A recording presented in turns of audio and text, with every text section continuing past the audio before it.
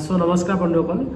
বহু দীঘলীয়া বিৰতিৰ অন্তত বহু সময়ৰ অন্তত আজি পুনৰবাৰ আপোনালোকক স্বাগতম জনাইছিলোঁ আমাৰ নতুন চেনেল জব আসামলৈ নতুন চেনেল বুলি এটো কাৰণে কৈছো যেহেতু আমাৰ পুৰণা যেটো জব আসাম চেনেল আছিল তো হে তাত জড়িত থকা সদস্যসকলে গম পায় নিশ্চয় যে হে চেনেলটো বিশেষ কাৰণবশতঃ বন্ধ হৈ গল আৰু হেতু মই ৰিকভাৰি কৰিবলৈ মই মানে হেতু সময় নাপালো আৰু তাত ৰিকভাৰি কৰা যেটো ফোন নম্বৰ দিয়া আছিল হে চেনেলটোত তো হে নম্বৰটো মোৰ ওচৰত নাছিল হে গতিকে মই নতুন মানে হে পুৰণা চেনেলটো মই ৰিকভাৰি কৰিব নোৱাৰিলো তো তাত 2 লক্ষাধিকৰ ওপৰত সাবস্ক্ৰাইবাৰ আছিল সদস্য আছিল যত 2 লাখৰ ওপৰত সদস্য হ'ব তো হে গুটেখিনি মই হেৰুৱাই কেনে বহুত মই দুখিত আৰু আপোনালোকৰ ওচৰত ক্ষমা প্ৰাৰ্থী যে মই আজি এবছৰে হেখিনি মই আপোনালোকক আগত লৈ আহিব নোৱাৰিলো যেটো চেনেলটো আপোনালোকৰ অতি মৰমৰ অতি প্ৰিয় আছিল তো হে চেনেলটো মই আপোনালোকৰ ওচৰত লৈ আহিব নোৱাৰিলো আৰু হেতু সময়ত মই নিজৰ ব্যক্তিগত সমস্যাৰ ক্ষেত্ৰটো হওক বা মোৰ নিজৰ চাকৰি ক্ষেত্ৰতে হওক মই বিশেষভাৱে মানে বিজি হৈ থাকিব লগিয়া হোৱাৰ বাবে মই আপোনালোকক হেখিনি জনাব নোৱাৰিলো বা হেতু সময়ত মই আকৌ এটা নতুন চেনেলৰ জৰিয়তে মই কথাখিনি আপোনালোকক ক'ব নোৱাৰিলো সো এতিয়া ভাবিলো যে নহয় আপোনালোকৰ হতে মই যিখিনি সহায় আগবঢ়াই আহিছিলো বা আপোনালোকৰ যিখিনি মৰম সহাৰি জনাইছিল তো হেখিনিক মই আওকাণ কৰিব নোৱাৰো সো হেইভাবে আজি পুনৰ এটা সেম নামেৰে জব আসাম হে আগৰ চেনেলটোৰ নামেৰে আকৌ এটা নতুন চেনেল আপোনালোকৰ মাজলৈ লৈ আহিছো ইয়াতো কোনো ব্যতিক্ৰম নহয় ইয়াতো আপোনালোকে হে আগৰ পুৰণা চেনেলটোৰ দৰে সকলোখিনি সৰকাৰি হওক বা কেন্দ্ৰীয় চৰকাৰ চাকৰি হওক বা অসম চৰকাৰ চাকৰি হওক বা কোনো ব্যক্তিগত খণ্ডৰ চাকৰিয়ে হওক সকলো চাকৰি খবৰ আপোনালোকে পোনপ্ৰথমে লাভ কৰিব পাৰিব এটো চেনেলৰ জৰিয়তে আৰু সকলোখিনি তথ্য আপোনালোকক জনোৱাটো আমাৰ দায়িত্ব আমি আপোনালোকক আগৰ যিদৰে সহায় কৰি আহিছিল কেনেদৰে এপ্লাই কৰিব লাগিব কোনো এটা চাকৰিৰ বাবে তন্নকৈ আপোনালোকক আমি বুজাই দিছিলো সো সেই ধৰণে আমি এটো চেনেলটো আপোনালোকৰ হৈতে আমি সহায় কৰিম বা আমি কাম কৰিম সো সেই গতিকে আপোনালোকে এই চেনেলটোকো হিমানেই আপোনালোকে মৰম সহাৰি দিব বুলি আশা থাকিল আপোনালোকে আজি সাবস্ক্ৰাইব কৰি লওক এই পুৰণা চেনেলটোৰ দৰে কোনো পৰিৱৰ্তন ইয়াত নহয় কোনো ব্যতিক্ৰম নহয় একেই থাকিব সকলোখিনি একেই বৈশিষ্ট্য লৈ একেই বিশেষত্ব লৈ একেই নামেৰে আমি পুনৰ এটো জব আসাম চেনেলটো আপোনালোকৰ বাবে আজি আগবঢ়াই দিছো সো আজি আপোনালোকে সাবস্ক্ৰাইব কৰি ৰাখক যদি ফেসবুকত চাইছে তেনেহলে ফলো কৰি ৰাখক ইয়াত আপোনালোকে অসমৰ বা কেন্দ্ৰীয় চৰকাৰৰ বা কোনো প্ৰাইভেট সেক্টৰৰ চাকৰি হওক সকলো চাকৰি খবৰ সৰু ডাঙৰ সকলো চাকৰি খবৰ আপোনালোকে পোনপ্ৰথমে লাভ কৰিব পাৰিব আৰু কেনেদৰে এপ্লাই কৰিব লাগিব কেতিয়া কি আছে গুটে তথ্যখিনি আমি আপোনালোকক তন্নকৈ বুজাই দিম যিসকল আমাৰ পুৰণা সদস্য আছিল বা আমাৰ লগত আগৰ চেনেলটো যিসকল জড়িত আছিল তো তেখেতসকলে গম পাইছে নিশ্চয় সো হেইভাবে আপোনালোকে এটো চেনেলকো হিমানখিনি আপোনালোকে আদৰি লওক আৰু হে আপোনালোকৰ নিজৰ লাভৰ বাবে কিয়নো বহুতো চাকৰি ওলাই ডাঙৰ চাকৰিবোৰ বাৰু সকলোৱে খবৰ পাই যায় কিন্তু কিছুমান সৰু ক্ষেত্ৰত চাকৰি ওলাই যিখিনি তথ্য সকলোৱে নাপায় সকলোৱে একচুয়ালি গমে নাপায় যে কেতিয়া চাকৰি ওলালে কেতিয়া এপ্লাই হল কি হল একো গমে নাপায় তো আমি হে সৰু ডাঙৰ সকলো চাকৰি খবৰ আমি আপোনালোকক পোনপ্ৰথমে জনাম যেটো আগৰ চেনেলটোত আমি জনাইছিলো সো হেইভাবে পুনৰবাৰ আপোনালোকক অনুৰোধ জনাইছো আপোনালোকে এটো চেনেলটোকো হিমানখিনি আপোনালোকে আদৰ বা মৰম সহাৰি জনাওক আৰু আগৰ দৰে আপোনালোকে আকোৱালি ল'ব বুলি আশা কৰিলো আৰু নতুন চাকৰি খবৰসমূহৰ পৰাও আপোনালোকে আগতে যিদৰে উপকৃত হৈছিল তো এই চেনেলটোৰ জৰিয়তে আপোনালোকে হেদৰে উপকৃত হ'ব বুলি মোৰ আশা থাকিল সো আজিও কোনো ব্যতিক্ৰম নোহোৱাকৈ আজিও মই আপোনালোকৰ বাবে দুটামান চাকৰি খবৰ লৈ আহিছো মই কৈছো যে মোৰ এই চেনেলটোত আপোনালোকে সৰু ডাঙৰ সকলো চাকৰি খবৰ আপোনালোকে লাভ কৰিব পাৰিব সো আজিৰ যোনটো চাকৰি খবৰ এটো আহিছে মৰিগাঁও জাজিকাৰীৰ পৰা ইয়াত ৰিক্ৰুটমেন্ট কৰা হৈছে পিয়ন আৰু চকীদাৰ আৰু লগতে ড্ৰাইভাৰ পদ পিয়ন চকীদাৰ আৰু ড্ৰাইভাৰৰ বাবে পদ মুকলি কৰা হৈছে মৰিগাঁও জাজিকাৰীৰ পৰা যত আপোনালোকে অষ্টম শ্ৰেণী উত্তীৰ্ণৰ পৰা আপোনালোকে এপ্লাই কৰিব পাৰিব ক্লাছ 8 পাছৰ পৰা ন্যূনতম অৰ্হতা আপোনালোকে ক্লাছ 8 পাছৰ পৰা এপ্লাই কৰিব পাৰিব তো গুটেখিনি তথ্য আপোনালোকে মই জনাই দিছো আপোনালোকক আৰু কেনেদৰে এপ্লাই কৰিব কি কৰিব সকলোখিনি আপোনালোকে সম্পূৰ্ণকৈ ভিডিওটো চালে মানে জানিব পাৰিব তো এটো অৰ্গানাইজেচন নেমটো হৈছে আপোনালোকৰ ডিস্ট্ৰিক্ট সেশন জাজ মৰিগাঁও সেশন জাজৰ পৰা এটো পদটো মুকলি কৰা হৈছে পোষ্ট নেম ইয়াত পোষ্ট কেটা আছে আপোনালোকৰ পিয়ন চকীদাৰ ড্ৰাইভাৰ আৰু প্ৰসেস সাৰ্ভাৰ তো ইয়াত এটো এটো আপোনালোকৰ অসম চৰকাৰৰ চাকৰি হয় আৰু যত আপোনালোকে অফলাইন যোগে এপ্লাই কৰিব লাগিব এটো অনলাইন এপ্লাই নহয় আৰু জব লোকেশনটো হৈছে আপোনালোকৰ মৰিগাঁৱত আপোনালোকে যদি চাকৰিটো পায় তেনেহলে মৰিগাঁৱত কৰিব লাগিব আৰু এটো 10 নৱেম্বৰলৈকে লাষ্ট ডেট আছে 10 নৱেম্বৰৰ আগত আপোনালোকে এপ্লাই কৰিব লাগিব অফলাইন যোগে আৰু ইয়াৰ নটিফিকেশনটো আপোনালোকে পাই যাব ডেসক্ৰিপচনত লিংক দিয়া আছে যেটো আপোনালোকৰ দৰমহাটো হ'ব পিয়নৰ তো তাত আপোনালোকে 12000 পৰা 52000 লৈকে আপোনালোকে দৰমহা লাভ কৰিব পাৰিব আৰু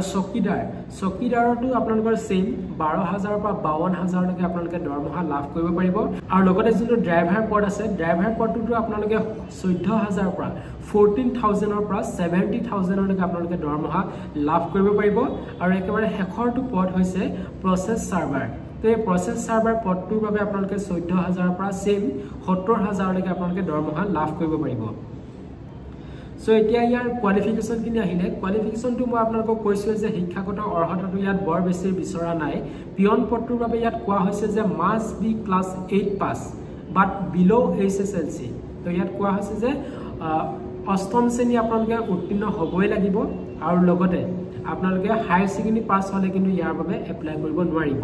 তো অষ্টম শ্ৰেণীৰ পৰা আপোনালোকে দশম শ্ৰেণী উত্তীৰ্ণ কৰা সকলেহে এই পিয়ন পদটোৰ বাবে এপ্লাই কৰিব পাৰিব হায়াৰ সেকেন্ডাৰী পাস কৰা সকলে ইয়াৰ বাবে এপ্লাই কৰিব নোৱাৰিব বা নট এলিজিবল হ'ব আৰু সেকেন্ডটো আহিলে যোনটো চকীদাৰ পদটোৰ বাবে ইয়াত কোৱা হৈছে যে মাস্ট বি ক্লাছ 8 পাস বাট বিলো HSLC তো ইয়াতো আপোনালোকৰ সেম আপোনালোকে অষ্টম শ্ৰেণী উত্তীৰ্ণ কৰিব লাগিব কিন্তু আপোনালোকে হায়াৰ সেকেন্ডাৰী পাস হলে মানে আপোনালোকে ইয়াৰ বাবে যোগ্য নহব বা এপ্লাই কৰিব নোৱাৰিব অষ্টম শ্ৰেণীৰ পৰা আপোনালোকে দশম শ্ৰেণীলৈকেহে এপ্লাই কৰিব পাৰিব তো তাৰ পিছত আহিলে ড্ৰাইভাৰ পদটোৰ বাবে ইয়াত কোৱা হৈছে যে must be HSLC pass and hold a valid professional LMB 4-wheeler driving licence with at least 5 year experience so ইয়াত কোৱা হৈছে আপোনালোকে মাস্ট বি HSLC অৰ্থাৎ আপোনালোকে দশম শ্ৰেণী উত্তীৰ্ণ কৰা হ'ব লাগিব আৰু লগতে আপোনালোকৰ এখন ভেলিড প্ৰফেশনেল ড্ৰাইভিং লাইসেন্স থাকিব লাগিব 4-wheeler সো হেতু আপোনালোকৰ মাস্ট বি থাকিবই লাগিব লাইসেন্সখন আৰু লগতে আপোনালোকৰ 5 বছৰৰ অভিজ্ঞতা ইয়াত বিচৰা হৈছে ড্ৰাইভিংৰ অভিজ্ঞতা বিচৰা হৈছে 5 বছৰ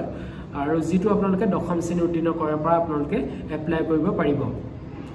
সো একেবাৰে শেষৰটো পদ যোনটো প্ৰসেস সাৰ্ভাৰ এই পদটোৰ বাবে ইয়াত কোৱা হৈছে graduate in any discipline with knowledge of the official language of Assam so ইয়াত কোৱা হৈছে আপোনালোকে স্নাতক ডিগ্ৰী উত্তীৰ্ণ কৰা হ'ব লাগিব যিকোনো শাখাৰ পৰা এনি ডিসিপ্লিন যিকোনো শাখাৰ পৰা আপোনালোকে স্নাতক ডিগ্ৰী উত্তীৰ্ণ কৰা হলেই হ'ব আৰু লগতে আপোনালোকে মাস্ট বি অসমৰ যোনটো অফিচিয়েল ল্যাঙ্গুৱেজ হয় সো হেতু আপোনালোকে জানিবই লাগিব সো ইয়াৰ ইম্পৰ্টেন্ট ডেট কিটা হৈছে এটো স্টাৰ্টিং ডেটটো হৈছে এই যোনটো চাকৰি তো এই পদসমূহৰ বাবে এপ্লাই কৰাৰ এপ্লিকেশন ফৰ্ম ফিল আপ কৰাৰ সময়সীমা যেটো বান্ধি দিছে তো এটো আৰম্ভ হৈছে 17 অক্টোবৰৰ পৰা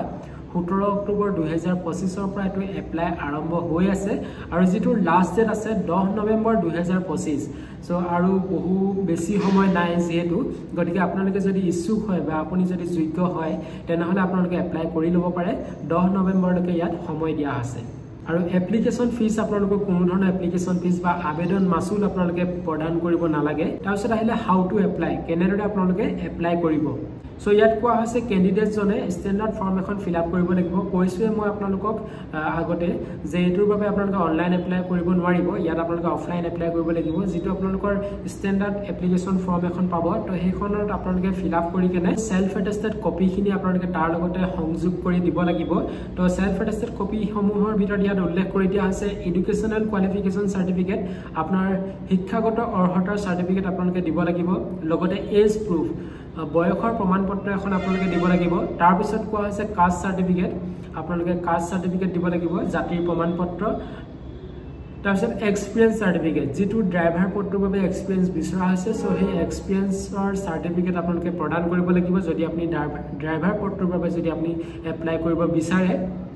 আৰু লগতে আপোনাৰ এমপ্লয়মেন্ট এক্সচেঞ্জ ৰেজিষ্ট্ৰেচন সাৰ্টিফিকেট আপোনালোকে দিব লাগিব ইয়াৰ উপৰিও ইয়াত আপোনালোকৰ তিনিখন পাছপোৰ্ট সাইজ ফটো বিচৰা হৈছে সো এই গুটেইখিনি আপোনালোকে আপোনালোকৰ স্ট্যান্ডাৰ্ড ফৰ্মখনৰ সৈতে সংযোগ কৰি কেনে ইয়াত যোনটো এড্ৰেছ দিয়া হৈছে office of the district session জাজ Morigaon VIP road opposite DC office Morigaon post office Morigaon pin 782105 Assam so এই এড্ৰেছটোলৈ এই ঠিকনাটোলৈ আপোনালোকে পঠাই দিব পাৰিব তো এই গোটেইখিনি আপোনালোকে এড্ৰেছটো বা এই